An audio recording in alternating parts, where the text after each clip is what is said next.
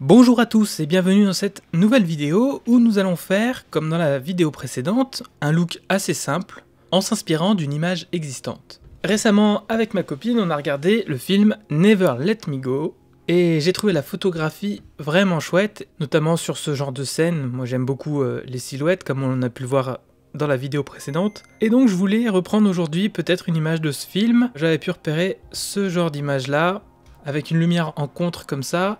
C'est beaucoup utilisé dans le cinéma et c'est vraiment chouette. Donc je pense que je vais me baser sur celle-là.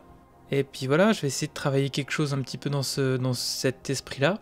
Allez, c'est parti pour le tournage. Au niveau des réglages de la caméra, je filme donc en 4K à 24 images par seconde. Je suis à 1/48e de seconde. Je suis à 5600 Kelvin et à 640 ISO. Donc première chose, je cherche mon cadre qui est pour l'instant un peu trop serré, donc je me suis mis devant une porte qui est sombre pour essayer un petit peu de correspondre à l'image initiale. Là je suis un peu serré, donc je pousse simplement la caméra et je commence également à fermer toutes les fenêtres autour de moi. J'ai un peu trop de lumière qui arrive côté opposé à la future lumière, donc c'est pour ça que je vais installer un negative fill qui est simplement un réflecteur mais côté noir qui va me permettre de couper toutes les lumières qui peuvent se refléter de ce côté-là. Donc une fois tout ça installé, on voit qu'il y a encore beaucoup trop de lumière qui arrive sur mon visage, mais c'est pas très grave, en fait je vais les éteindre plus tard. Et je vais installer ma lumière en contre, donc j'installe un gros tissu de diffusion avec une aperture 120D derrière. Le tissu de diffusion va me permettre de diffuser la lumière pour qu'elle soit plus douce que si j'avais directement mis la lumière sur moi, évidemment. On commence à retrouver un peu l'esprit initial. Je trouve qu'il y a trop de lumière qui part sur le fond. Donc là, c'est vraiment bricolage, mais j'ai installé une veste noire derrière mon tissu de diffusion pour couper un petit peu la lumière. Voilà, c'est un petit peu mieux. Et enfin, je fais le devant la caméra avec... Désolé Sarah, avec ta veste. Je l'ai pas craqué, t'inquiète. On passe maintenant à la post-prod et à l'étalonnage sur DaVinci Resolve. Ça, je me le garde pour plus tard, ce sera pour la réduction de bruit. Ensuite ici, ce sera un calque d'ajustement que je mets avant ma lutte. Ici, je vais donc mettre ma lutte. Donc une lutte en Rec 709 qui me permet soit de copier le profil couleur de l'Arri Amira. Sur certains cas, ça marche plutôt pas mal, sur d'autres un peu moins. Moi ici, j'ai envie de rester chez Fuji avec une lutte en 709 qui est leur lutte Eterna, qui finalement se rapproche assez de la lutte pour Arri. En mettant la lutte, du coup, on a tout de suite beaucoup plus de contraste. Et je vais largement baisser mes hautes lumières. Je vais revenir à quelque chose de plus naturel.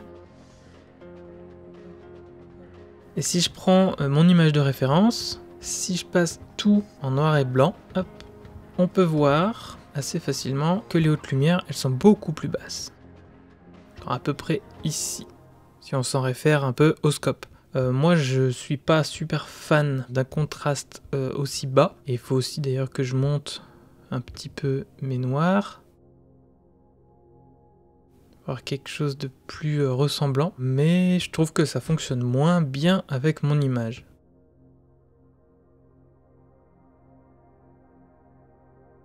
Donc je reprends ça. Donc je vais quand même bien baisser mes hautes lumières, légèrement relever mes basses lumières, mais dans l'idée je vais refaire un contraste après, que je vais faire tout de suite. Donc je repasse ma saturation à 0 pour faire un contraste qui me plaît plus. Ici j'aime bien mettre mes noirs bien noirs, donc on va le faire toucher le 0 quasiment. Les blancs du coup on va pas les retoucher parce que ils me plaisaient pas mal, et on va simplement créer légèrement de contraste. J'ai pas envie de trop jouer avec, et je remets ma saturation à 50. Avant, après. Donc là, j'ai toujours des détails dans mes noirs, j'ai toujours des détails dans mes blancs. Comment on gère la saturation? Tiens, je vais en mettre légèrement moins. J'aime bien déjà en fait. Maintenant, je pense que je vais pas faire beaucoup de choses en plus. Je vais peut-être voir un petit peu au niveau de mes couleurs de peau. Je vais juste voir ce que ça raconte. Donc j'affiche mes vecteurs scope. Et on voit que c'est pas si mal, mais c'est un petit peu en dehors quand même. Ce que je vais faire, c'est que je vais pas les retoucher. Par contre, ici en fait, je vais juste retoucher ma température de couleur. Et je pense que je vais la réchauffer légèrement, puisqu'à la base, une lumière plus tungstène aurait été un peu plus appropriée. Et on voit que finalement, eh ben, c'est pas si mal. J'ai envie de garder des teintes de peau plus naturelles que chez eux. Voilà. L'idée, encore une fois, hein, c'est de s'en inspirer. Je voulais pas non plus faire exactement la même. Je vais assombrir mon fond avec du vignettage.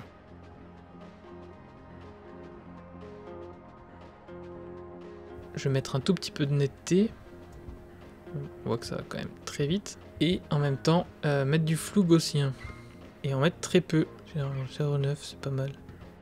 En fait, on garde la netteté que je viens de rajouter. Et en même temps, il y a un léger flou dessus.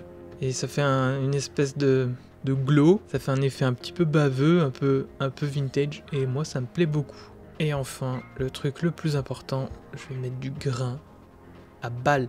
Généralement, je mets de la 400T. Eh, mais ça change rien. Attends, regarde, la balle, j'ai dit. Voilà, ça me plaît bien. Ok, bon, je vais faire un rendu de ça.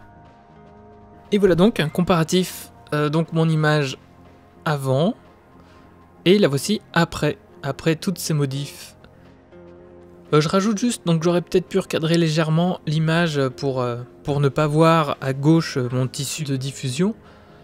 Mais en fait, dans l'idée, ça me dérangeait pas tellement, étant donné que ça fait des lignes verticales en arrière-plan, dans le flou d'arrière-plan, donc ça me dérangeait pas de les garder. Et voilà, donc encore une fois, ça m'a bien plu à faire ce genre de vidéo, donc n'hésitez pas à me dire si vous aussi ça vous plaît.